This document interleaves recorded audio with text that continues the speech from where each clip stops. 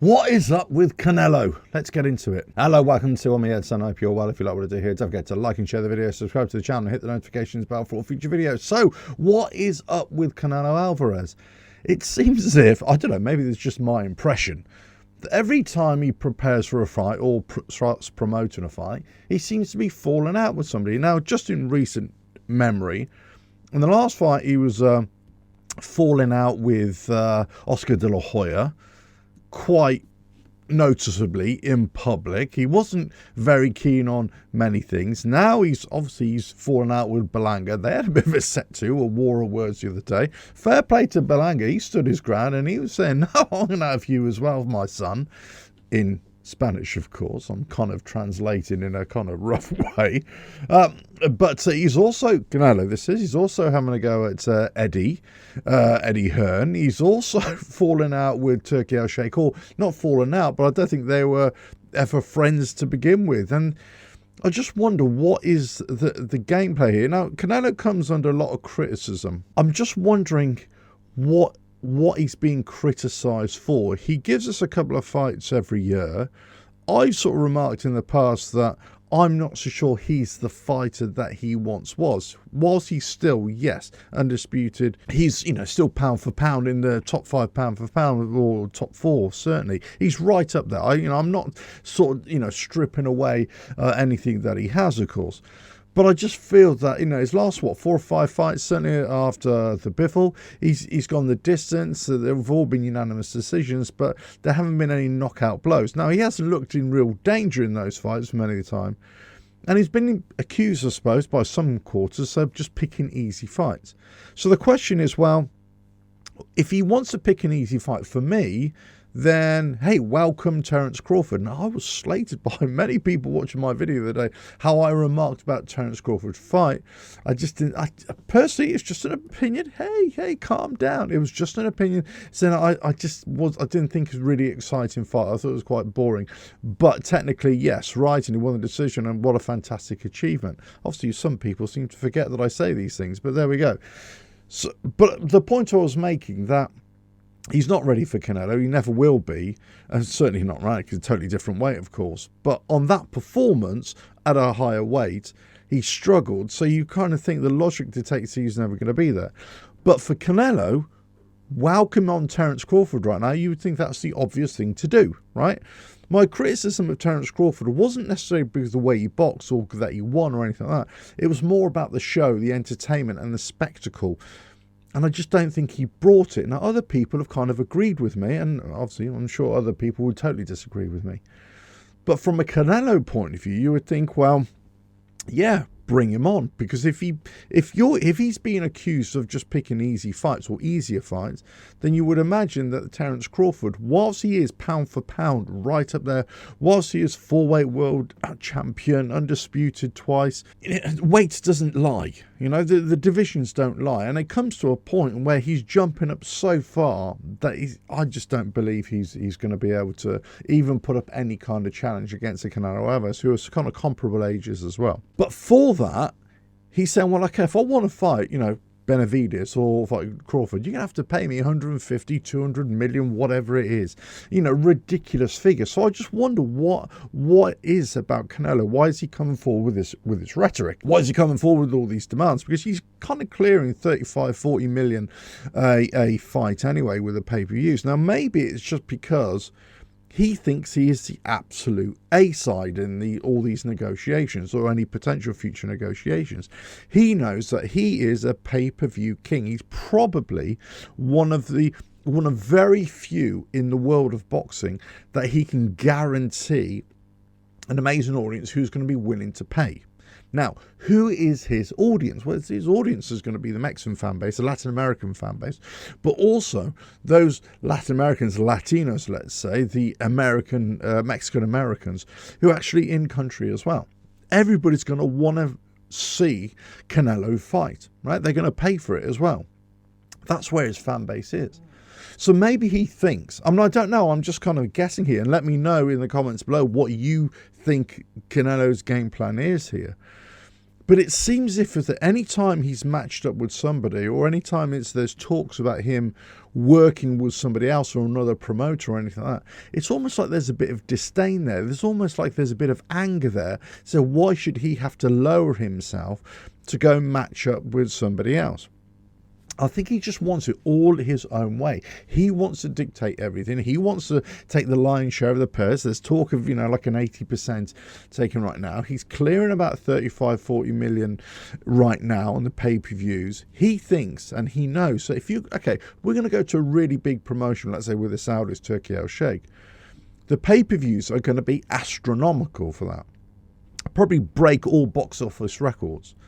So therefore, if you want me to do that, you're going to have to pay me 150, 100 million, 150, 200 million. That's what I want guaranteed in that. So Turkey Al-Sheikh and the rest probably think, no, you're totally outpricing yourself and your attitude stinks and all this kind of stuff. So they're basically butting heads. Turkey Al-Sheikh is coming out and saying, well, kind of making derogatory comments about him, talking about him only wanting easy fights and all that kind of stuff. But, regardless of what Turkey Al-Sheikh, regardless of what the other boxers might feel and other promoters, I'm just really interested to see, has anybody got a theory, a reason why Canelo acts this way, with a certain amount of anger, with a certain amount of disdain towards other fighters that he's fighting, but also with other promoters, and almost like a kind of a disdain against the business, the boxing business. And my opinion, from purely an observation point of view, looking in, that he just thinks he is the ultimate king. He is the ultimate A-side in boxing. And everybody's got to match up to what he feels. He feels that he can demand everything because he knows that he can generate that amount of money, that amount of revenue into the boxing. So therefore, he doesn't want to be shortchanged. He doesn't want to be dictated to by somebody just coming into the business saying, you're only going to be paid 30 million, when he knows the value in that fight for him is probably 150, 200 million. Now, is he overpricing himself? Possibly, but this is probably all part of the song and dance a little bit. This is all part of the posturing. This is all part of him saying, well, no, I'll only accept 150 million or I'll only accept 200 million. But then when the final purse comes in, he might settle for something like, I don't know, off the top of my head, 75 million or 80 million or 90 million. That's still over double what he's currently getting now. So you see where the logic is. He's kind of overinflating himself, butting heads with the others, just to say, well, I can just up my price even more because I know they're going to knock me down eventually. But I'll still get double what I'm getting now. So is this just it? Is it just a big business plan from Canelo Alvarez to act in a certain way, to kind of butt heads with other people in the boxing world? Oscar De La Hoya, Turkey Al-Sheikh, Eddie Hearn, whomever it is. It doesn't seem to be amicable with anybody. It just seems to be that he's kind of making himself an island in the boxing world. Now, again, from an observer on the outside looking in, I just want to see the best fights and the best fights possible. Whilst I acknowledge that Terence Crawford against Canelo Alvarez will be a mega fight, right? I will say that, absolutely, no problem.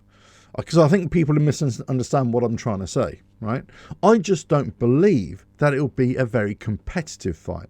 And I explained that in a previous video because I think, the weight difference, but also getting up to weight, is going to be difficult to also carry that power as well, whereas Canelo has settled at that weight and he has that power. They're both comparable in ages as well. So if Terence Crawford was, well, let's say a 24, 25, 28-year-old against Canelo Alvarez going up to the weight, I kind of think, okay, maybe there's more of a chance here, but I'm not so sure. Anyway, I could be completely wrong. Purely an observation, purely an opinion. But the point is here, when everybody wants this fight to happen, and maybe Terence Crawford has been pushing for this fight as well to go up, there has to be something there that gets everybody going. And I stand by what I said in the last fight that Terence Crawford had against Madrimov, that it just didn't show enough to convince me that he could go up to Canelo's weight and put on a competitive show. Yes, it'll be a great fight.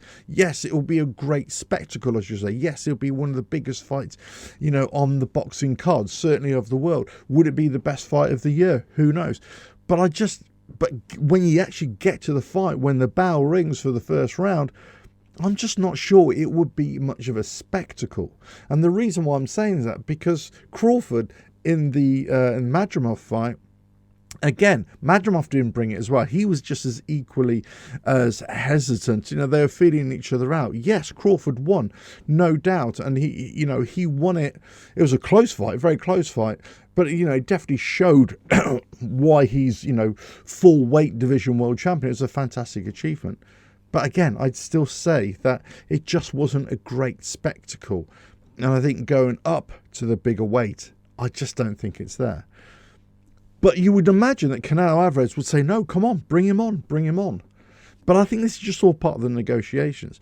But I think sometimes you can play such a hard line and play such a hard game that you kind of start alienating people and you start kind of pushing people away.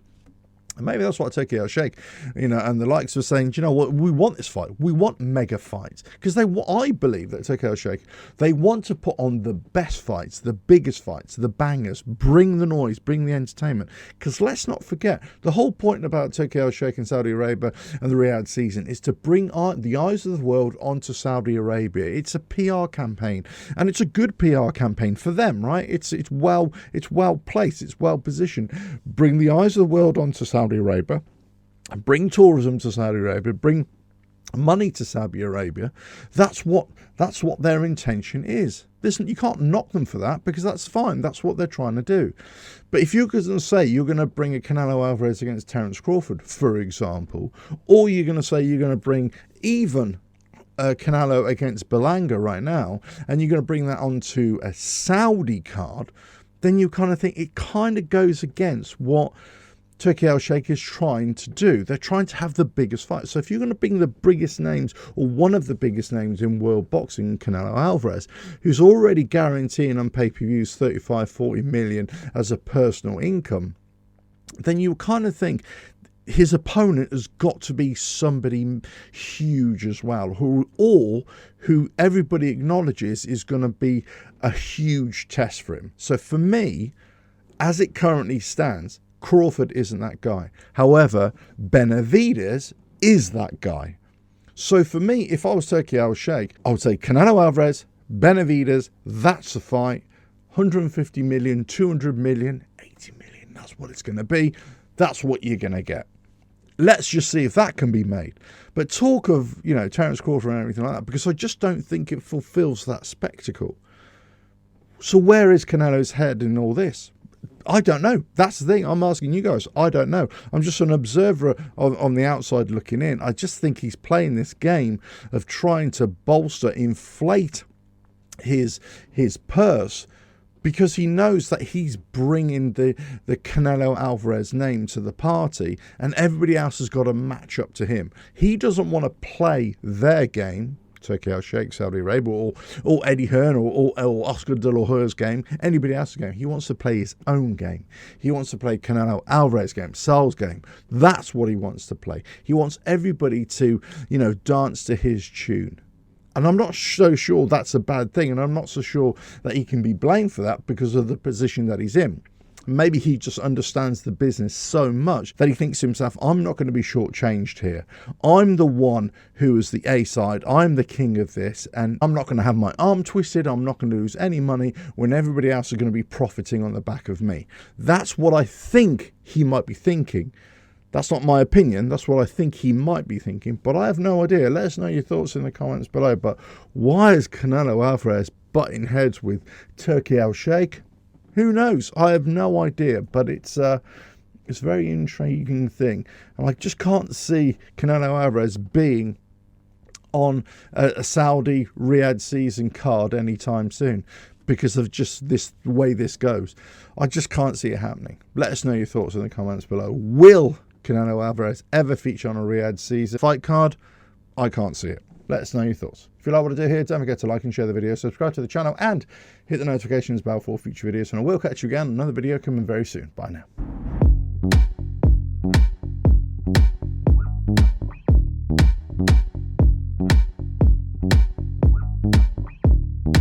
Terence Crawford should never appear on a Riyadh season fight card ever again. Let's get into it. Hello, welcome to RevelatorAlf. I hope you're all well. If you like what I do here, don't forget to like and share the video, subscribe to the channel, and hit the notifications bell for all future videos. So apologies for the setting. I'm not in the studio. I'm out on the road again, but I really wanted to talk about the fight card last weekend. Terence Crawford against Madrimov. Big shout out to Martin Bakole. I'm not going to get into the fight, but he demolished Jared Anderson. I've been saying this for a long time. Go back and watch my videos, how I rate Martin Bakole.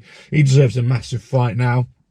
And to be featured on all the, or certainly on the next Riyadh season card, or subsequent ones as well. Definitely big shout out to him. I thought some of the fights were pretty decent as well. Let's get into Terence Crawford against Madrimov. It was a dull affair, I thought. It was a very technical, very intriguing fight from a boxing purist point of view. But in terms of entertainment, it wasn't there. Madrimov didn't really do anything for the first 4 or 5 rounds. He wasn't really putting any real pressure on, and they weren't really committing. They weren't really being aggressive enough for me. Neither boxer. The first 4 or 5 rounds, I thought Crawford took those. He won those. Then Madrimov came back into it, and yeah, there's some close rounds, but he won those as well. But then Crawford, he did enough. He did enough to win the fight. I thought the decision was right, but it just wasn't impressive enough. So if you're asking me now, sort of pound for pound, well, on that performance, I don't think you can rate pound for pound in terms of 154, where the weight he was going in at. Yes, he's 4-time world champion now, or 4-division world champion. Fantastic achievement, but it just wasn't impressive enough. And I'm not talking about the achievement itself, yes, because winning is winning and all that sort of stuff, and technical boxing and everything like that. So yes, from that point of view, he won and he deserves it, and all the congratulations. But I'm talking about being on the, the fight cards for Turkey Al Sheikh and Riyadh season, all this kind of stuff, because this is supposed to be bringing the biggest fights and the most exciting fights. And I know you don't always get that. But by contrast, you take Martin Bakole, for example, and you say, please get him onto a fight card as soon as possible. That's Turkey Al Sheikh. Get him onto a fight card as soon as possible. We want to see him in another big fight. Whereas Terence Crawford, I'm thinking, I don't even want to see him on another big fight card. It wasn't, I had the feeling it was a little bit like watching, I don't know, Shakur Stevenson or something like that. It was a bit lame in certain ways. And I just don't think it was just exciting enough that he just didn't really commit himself. Now, is this a weight thing? Is this a styles thing? If you're trying to tell me that you want to step up a couple of weights to go up against Canelo, then you have to kind of convince me that you're ready, you're on that journey, and you're going to be aggressive and take these guys out as you step up in weight. I've said this before, it's way too much of a jump for Crawford, and he's not, he's 36, 37, so is Canelo. These are 2 older guys now, getting into that, you want a super fight, but it's just not there. But regardless of whether I think he could beat Canelo, I just definitely don't think he can, because the weight issue is going to be too much of an issue. And also the way he will lose power as he goes up in weight as well, because he's not bedded into that weight. Regardless of what we think of Crawford as a pound for pound boxer at the lesser weights, right? In terms of stepping up, you get found out. But it's about entertainment. Now, if you're talking about the Riyadh season fight cards, it's about having big fights, right? Having entertaining fights, having bangers on there. And this was just a real letdown. Now, the thing is here, if you've got an audience, right, who are not impressed, it's like being in the Colosseum in Rome. The mob, will tell you how they feel, right? And this is what the audience are kind of telling you. If you've got, like in a Shakur Stevenson fight or other disappointing fighters in recent history, right, where half the audience starts walking out, or lots of people within the audience start walking out on Terence Crawford fight, certainly in the early part of the round, or the early part of the fight, let's say, 4 or 5 round, let's say, 4th or 5th round, then that kind of tells you a lot. So Turkey Al Sheikh and the Riyadh season, whoever, involved in that. I know you get lots of YouTubers now maybe talking about, well, Canelo isn't right, all that sort, he shouldn't really be stepping up. Maybe we'll make another fight against Ortiz or whomever, right? I can see what they're saying, but I'm looking at this from a completely different angle. I'm looking at, okay, I want to be entertained. Okay, so, and that's what Riyadh season is. That's what Turkey Al Sheikh, they want to bring us big time boxing and entertainment, and we just didn't get it. There's a massive opportunity for Terence Crawford, not necessarily to completely outbox Madrimov, who was a fantastic fighter as well. And I go back to what I said before, styles make, fights and all that kind of stuff. And maybe there was an issue there, and maybe the weight issue was a problem for Crawford as well. But neither fighter were really aggressive enough to take that chance. And for me, it was a boring watch. I was actually bored. I was watching the fight, and I was thinking, I got up really early in the morning, about 3 o'clock in the morning, waited, watched Eminem, yeah, decent. And then, watched the earlier fights, decent. I caught up later with the fights that I'd missed. And then I was just watching the Crawford fight, and I was going, I'm just bored. Cat and mouse is fine, and technical is great, from one point of view, but you kind of really digging into what's purist, as we would like to say, this is a very decent fight. You can really pick it out. But in terms of the overall optic, as many people like to say, it just wasn't a good look. It wasn't a good impression for Terence Crawford from my point of view. I don't necessarily want to see him at that weight again. I don't want to see him at a higher weight, and I certainly don't want to see him against Canelo. The point is, if you're saying you want me to be invested as a boxing fan in super fights, then it's got to be something that is built up, and you think, yeah, you've given me the data now to get me excited. There's no data in Terence Crawford at that weight, at 154 against Madrimov, that makes me believe that I really want to see the Terence Crawford against Canelo fight. That's my point. So from me, Turkey Al Sheikh and Riyadh Season, they should think about this. Think about, what did that fight we saw the weekend, what did it bring to the overall spectacle? Did it sell you the idea, the notion of wanting to watch Terence Crawford against Canelo or anybody else? And you can backpedal a little bit all you want, but the whole point is it's supposed to be a stepping stone.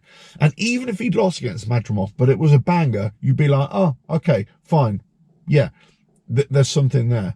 But it wasn't. It just wasn't enough for me. Let me know your thoughts in the comments below. Yes, he won. I'm not disputing that. Yes, it was a boring fight for me. It was technical. It was fine. Nobody really committed. Yeah, in the latter part of the fight and the latter part of the rounds, yeah, sometimes they were getting inside, and yeah, some shots were getting, but it was low.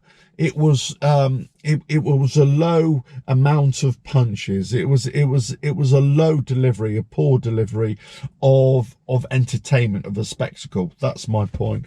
So Turkey Al Sheikh, I know you listen to other YouTube channels, and maybe they're persuading you to, yeah, put Terence Crawford against Canelo. We definitely want to see that. And maybe other channels are saying, no, we don't want to see that. I'm saying to you, don't put Terence Crawford on one of your fight cards until he shows in a next fight somewhere else that he's bringing the entertainment, he's bringing the big show. If he does that, fine.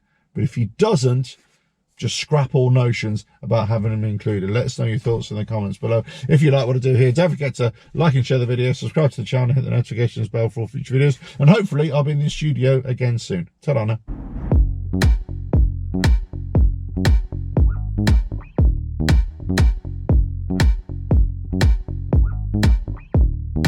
This video is a tribute to Martin Bakole. Let's get into this one. Hello, welcome to Ed. I hope you're well. If you like what I do here, don't forget to like and share the video, subscribe to the channel, and hit the notifications bell for all future videos. So, I know this is a few days past the event, but I'm still going to be singing Martin Bakole's praises after he just demolished Jared Anderson in the fight card, the Terence Crawford Madrimov fight card in Los Angeles last weekend.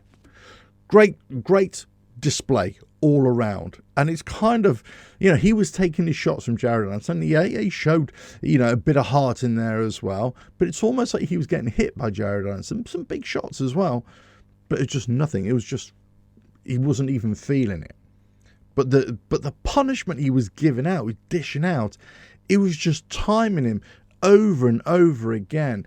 And it was almost like some of the punches didn't seem to be big power punches. That's what it's just so impressive that he was just getting through. And, you know, the uppercut was just coming through and Jared Anderson's head was just popping back like that time and time again.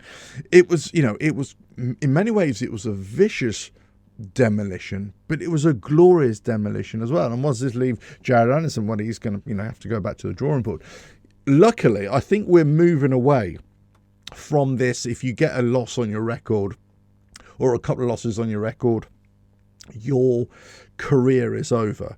I think possibly if, you know, Jared Anderson was a 32, 33-year-old, then you kind of think, you're not, yeah, you probably might want to think about hanging these gloves up right now. But because he's only 24, 25, yeah, lots of time to come back. He just needs to regroup and just find out where he's at. But in terms of Martin Bakole, look, again, if you watch my videos, I've always been saying about Martin Bakole, what a great boxer he is. The power, very much the unsung boxer, the one that people don't really want to acknowledge, possibly don't really want to say how good of a boxer he is, how much power he's got, but he's a danger to anybody, and maybe that's why he might have been overlooked by a few as well. Yes, COVID's come in the way and everything like that, but I'm so glad he's gotten to the Riyadh season. He fought once, Carlos Takam, and then, you know, beat him there. He's, you know, Turkey Al-Sheikh, they're showing some loyalty to Bakole as well, to say, no, we're going to have you on another card. Hey, let's put you up against Jared Anderson. Let's just see. I think most people, certainly most Americans, you would imagine, would have expected Jared Anderson to win. But, oh, no. We, on this side of the pond, we were saying, no. Watch out for Bakole. So, the point is, it was a fantastic display, and I kind of feel vindicated, and many other people, maybe on this side of the pond, feel kind of vindicated to, you know, in saying, watch out for Martin Bakole, because he's a problem for anybody, right? But where does Martin Bakole now? In one of my previous videos, I said, after that display, Turkey Al-Sheikh and the Saudi Arabia card, you know, Riyadh season cards, they have to be saying to Martin Bakole, please come onto our fight cards again straight away. So, given that's what I feel, and that's what I would hope that they would be doing, because he stole the show. He stole the show. He stole the fight card. Everybody's talking about, you know, and waxing lyrical about Martin Bakole, right? Because he's the one who brought the noise. He's the one who brought... Yeah, there were some decent other fights. Don't get me wrong. I'm not slating everybody others' fights. But what I'm saying, he was head and shoulders above the rest in terms of delivering entertainment and that knockout blow, right? So, where does he go now? Who can he fight? Well, people are already talking about him against Zhilei Zhang. Great matchup, great, what a banger that will be, no doubt, because they kind of both just stand there. I feel that Martin Bakole's got a little bit more head movement, a little bit more movement, but they're both just going to stand there and knock 70 shades of shit out of each other, aren't they? Let's face it. But I'm just looking at some other matchups where I think, actually, I wouldn't mind. Now, another boxer I thought came out of the last fight card, you know, with the Terence Crawford Madrimov fight card in Los Angeles, with a lot of credit, was Jarrell Miller. Going against Andy Ruiz. Andy Ruiz hadn't fought for 2 years. He had a couple of 2 or 3 decent rounds, let's say. But then it's all Jarrell Miller as well. I mean, how it became a draw, I do not know. I thought it was much more Jarrell Miller win than a draw. But look, It wasn't an amazing display from both, but at the same time, it was enough there for me to say, do you know what, Jarrell Miller deserves something a little bit more.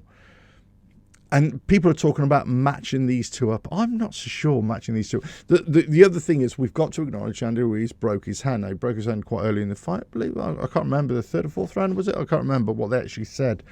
So that's obviously going to have a massive impact on how he can fight. But people want to match this up again. But the problem with that, with head injury, I'm no doctor, but I think, you know, you're going to be waiting a few months before you can fight again.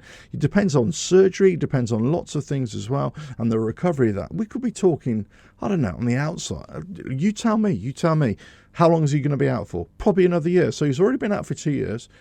He's had an unconvincing draw against Jarrell Miller, and he's going to be out for another, let's say, 8 months. A year. That's a long time to be out the ring. So, Who for Martin McCauley? Yes, Zhilei Zhang. Yeah, that'd be a fantastic fight. But I'm saying Jarrell Miller against Martin McCauley, that will be another super heavyweight clash. And I think that'll be a real banger. I'm not sure if anybody else has said it already, but I think that will be a cracking fight. I think they're trying to do the Jarrell Miller against Andy Ruiz again. But again, too long to wait. Maybe in the future, when Andy Ruiz has recovered, fine. But right now, get Jarrell Miller on another fight as well. I think he's earned his value on the Riyadh season and in the heavyweight division. We want to see the heavyweights all go up against each other. Actually, all boxers just, ignore the politics. Just, that's the whole point of the Riyadh season, is to get all these promoters together under one banner. Get rid of all the politics. Here's the money. Forget about the purses. You want that money? That's it. That's what you got. And they're going to get them in the ring and start fighting each other. So now we're kind of whittling away those boxers that you think you're not quite at the races, or you haven't really prepared well enough, and you're going to get all these other clashes. So, hey, who else could you have against Martin McCauley? Well, maybe a Joe Parker. Personally, I think Martin McCauley would just wipe the floor with Joe Parker. Right now, I'm just so enthusiastic about Martin McCauley. I just can't see anybody else out of the top 3 or 4 giving him any kind of a problem.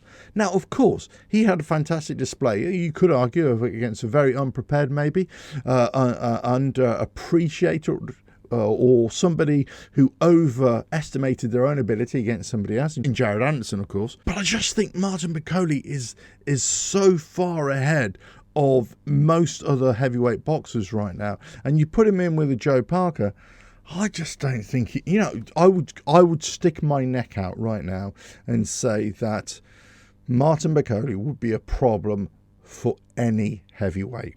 And that's, I know I can already see people doing this right now. Usyk as well. I think he'd have a big problem. Usyk would have a big problem against him. Tyson Fury would have big problems. AJ would have.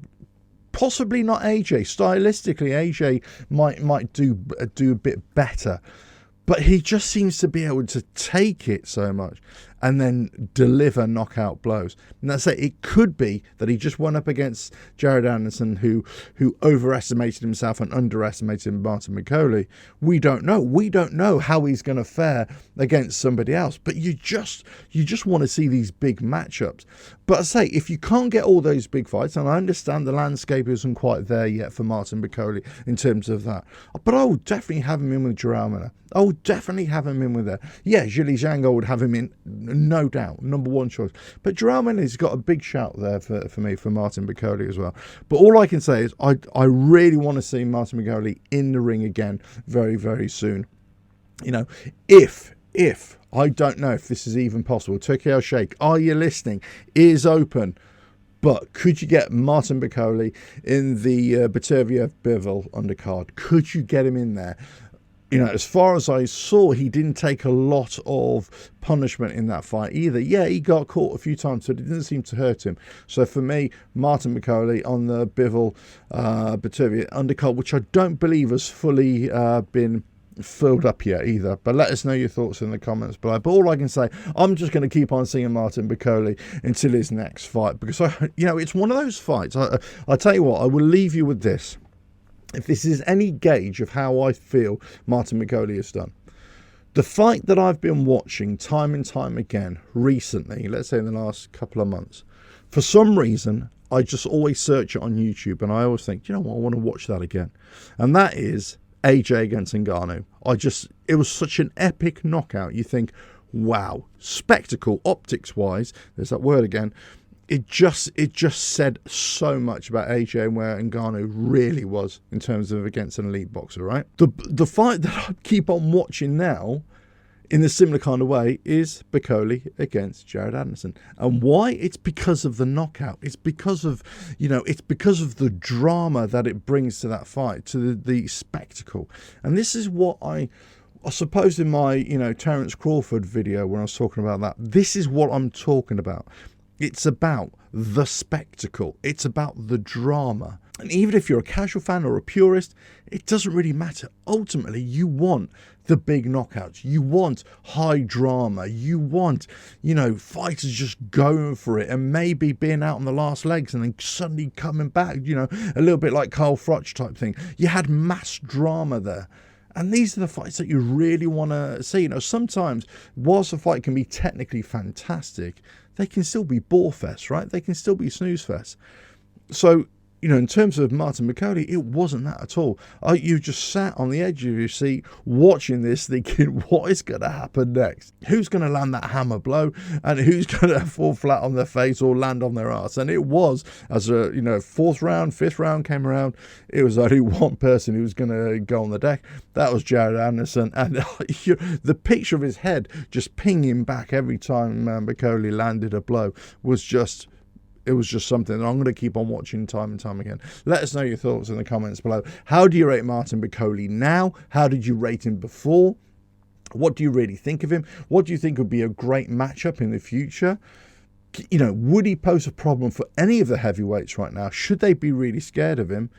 Or is this more of a flash in the pan, once he goes up against another fighter, even Joe Parker, let's say, who I believe he will beat?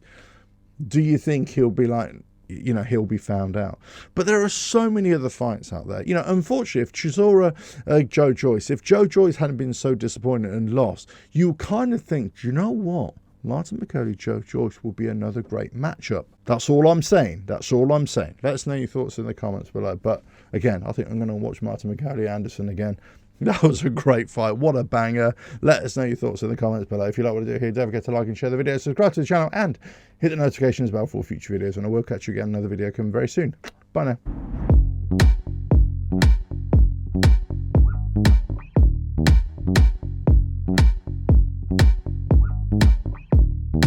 It's getting hot in the boxing ring. Let's get into it. Hello, welcome to S1E10. I hope you're well. If you like what I do here, don't forget to like and share the video, subscribe to the channel, and hit the notifications bell for future videos. So it's getting very hot in the boxing ring this coming weekend, of course.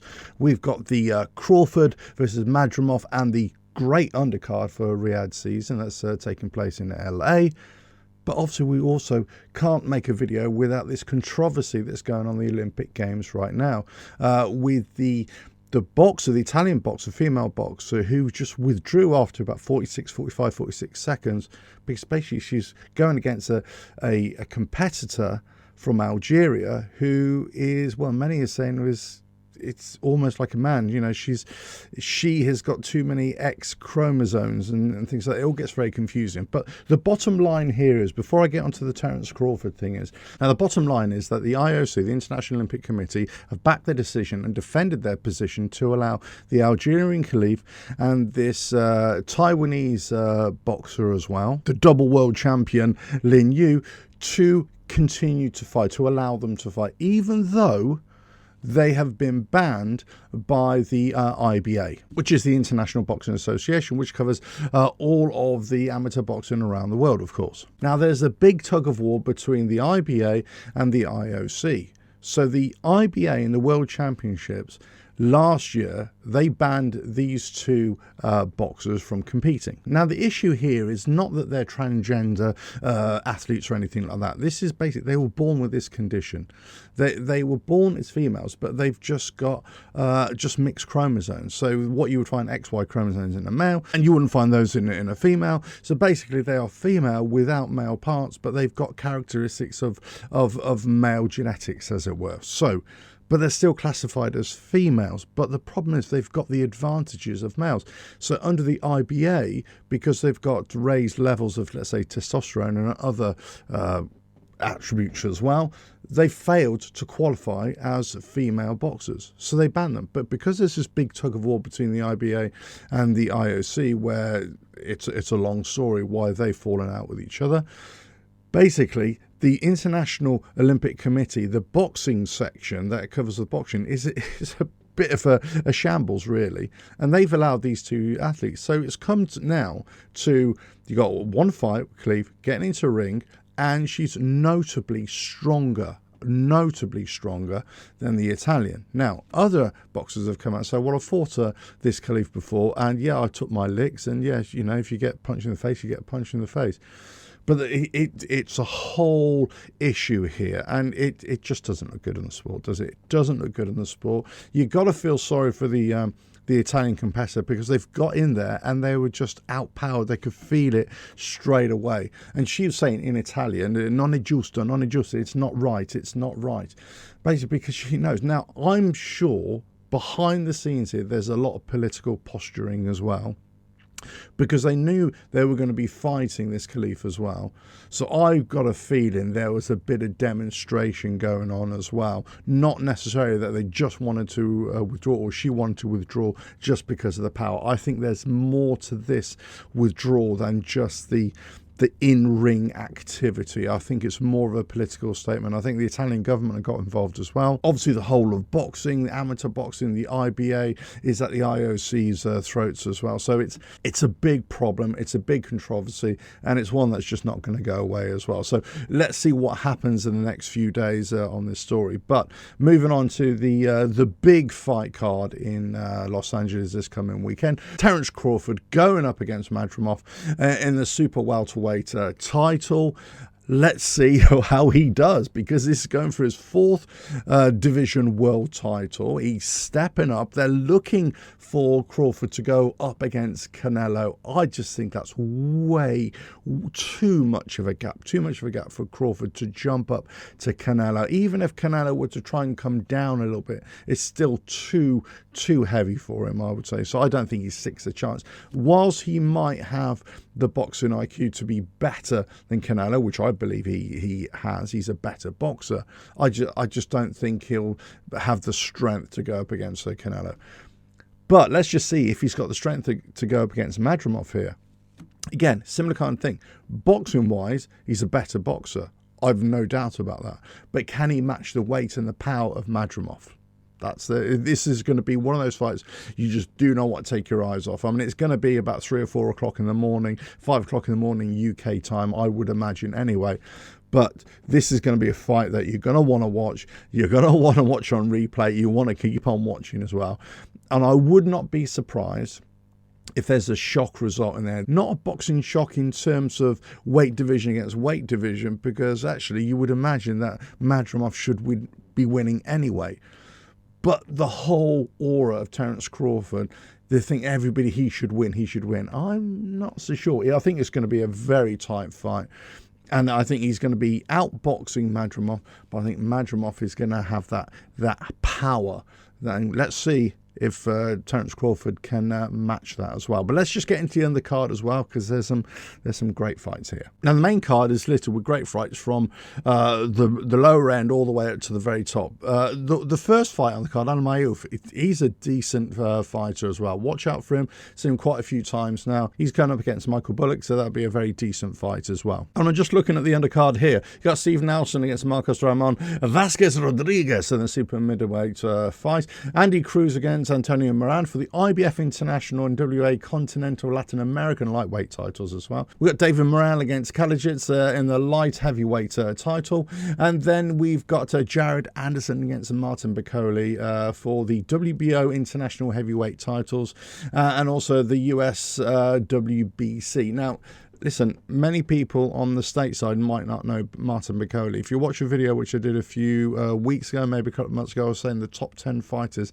right now, and I was saying, dark horse, Martin Bacoli, do not underestimate this man. He is a heavy guy, but he is a boxer. He can bang as well. I got a feeling that they've underestimated Martin Bacoli here, and Eddie Hearn thinks so as well. I've been saying this about Martin Bacoli, so I'm not just jumping on a bandwagon. Go back and watch my previous videos. But saying Martin Bacoli is a very, very decent fighter. He's the fighter that nobody wants to fight. He's a problem. And Jared Anderson, I think, is going to have an issue here. But this is going to be a great fight to watch. It's not going to be a spectacular fight, certainly from Martin Bacoli's point of view. He's not a mover. He's just a big, beast of a guy, and he's going to sit there, he's going to trade a few blows, but he's got some great technical ability, and I really like watching Martin McCody because he surprises you as well. So watch out for that fight. The next fight, of course, we've got Andy Ruiz Jr. against Gerald Miller. How long has it been since Andy Ruiz Jr. has been in the ring? 2 years. He's just not active enough. That's the problem. He's just not active enough for me. Now, if he'd been fighting 3 or 4 times a year, or 4 times in the last, let's say, 16 months, I would say, yeah, this is definitely Andy Ruiz's win. But he hasn't. He's been out of the ring for 2 years. Gerald Miller's been in the ring for a couple of times. Obviously, notably, he fought Daniel Dubois as well. So, and he lost there. So, again, big powerhouses, big heavyweights getting in there. But Andy Ruiz has got the better hand speed. But the thing is, you're asking people to try and call this fight, but you haven't got any recent data on Andy Ruiz to really give a good opinion here. So it's just like, well, let's see what happens here. But, I would not be surprised if Gerald Miller comes away with a win here. I think it's going to be a messy fight, a scrappy fight. But it really depends. It all depends on what condition Andy Ruiz comes in. If he comes in unfit, not prepared, it's going to be a bad day for him. But we'll see. The next fight, the main support here is Pitbull Cruz against Valenzuela for the WBA super lightweight title. That's going to be a cracking fight, no doubt. Great that they've got this fight on the card. But the big one, obviously, Terence Crawford against Madrimov for the WBA super welterweight and the WBO interim super welterweight titles. I think this might be a step too far for Terence Crawford. I could be completely wrong. Again, because you're stepping up in weight, you have no real data to back up any kind of performance that Terence Crawford could bring. If he was fighting at his own weight, then you could say, yeah, this is Terence Crawford. This is, 2 division undisputed, pound for pound, right up there. And he is that guy. He is definitely that guy. But now you're stepping up in weight. And if we're looking down the road where they're saying, no, we need to step up a couple more divisions to fight Canelo for this super fight, then you're like, that's a step too far, way too far. And now your first step is going to be a massive challenge as it is. Let us know your thoughts here. But when we're talking about stepping up in weight, it's easier for light guys to step up, and that's usually what happens. If you take the likes of, I don't know, Inui, for example, classic fighter, he stepped up 2 or 3 divisions, right? You've got other fighters from, I don't know, Lomachenko's one right now. I don't know, you've got name me a fighter from the past. Duran, I think, was another one who came up in loads of weight divisions. But if you've got weight classes that are relatively close to each other, then it's easy in inverted commas, to go up those weight divisions. But when you get to that middleweight divisions and then you start spreading out the pounds there a little bit, those pounds make a massive difference. And then you go from super welterweight to super mid. I'm not sure if that's going to even be possible. I think this is just a step too far for me. And I think this even might be a step too far. But what a cracking fight this is going to be. Let us know your thoughts in the comments below. But it's going to be hot in the ring. It's hot in here. Let us know your thoughts in the comments below. Can't wait for this weekend's boxing action. The Olympics is going on right now as well, so I'm keeping an eye on what's going on there. But yeah, definitely the boxing going on in the United States. Can't wait for it. Let us know your thoughts in the comments below. If you like what I do here, don't forget to like and share the video, subscribe to the channel, and hit the notifications bell for future videos. And I will catch you again on another video coming very soon. Bye now.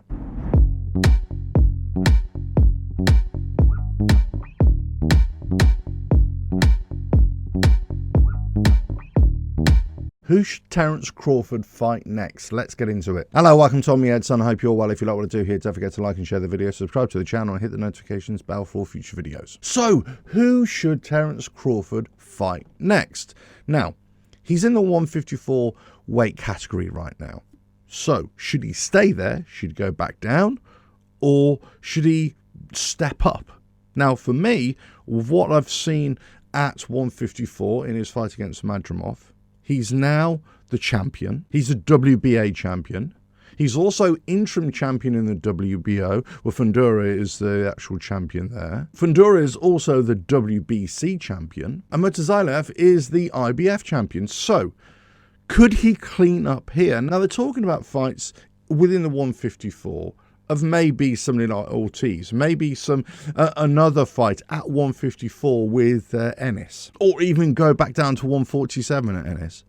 Maybe bring back in Spence at 154. Many people were saying, well, let's try that fight at 154 and really see how it goes. But this is just an interesting time for Terence Crawford, because the eyes of the world are on him and say, well, who are you going to fight next? Do you go for the money, the big money fight, or do you try and do something amazing at 154? So then you'd be 3 weight division undisputed. And as far as I can tell, that's a 2-fight deal. Now, this is where I would say Terence Crawford has an opportunity to make a huge impact and appear on a huge money fight on a Saudi card, on a Riyadh season card. If he can get up and fight either Fundora or Murtaziliev, get one more bout or even a couple more bouts, and he unifies that, then basically you've got the second fight to get all the bouts, to make it undisputed. That would be a huge, big money fight as well, regardless of against who he's fighting. Because in themselves, Fundora and Murtaziliev are not big money fights, I would say. I could be completely wrong, but I wouldn't say they're big money fights.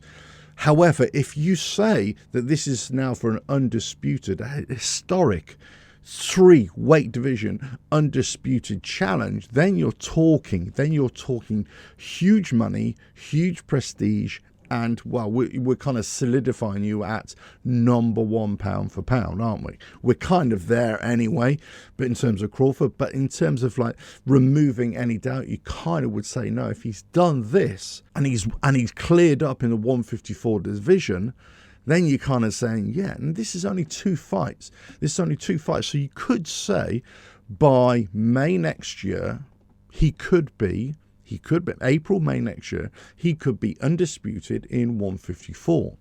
That still gives plenty of time if they want to readdress this going up to Canelo at 168.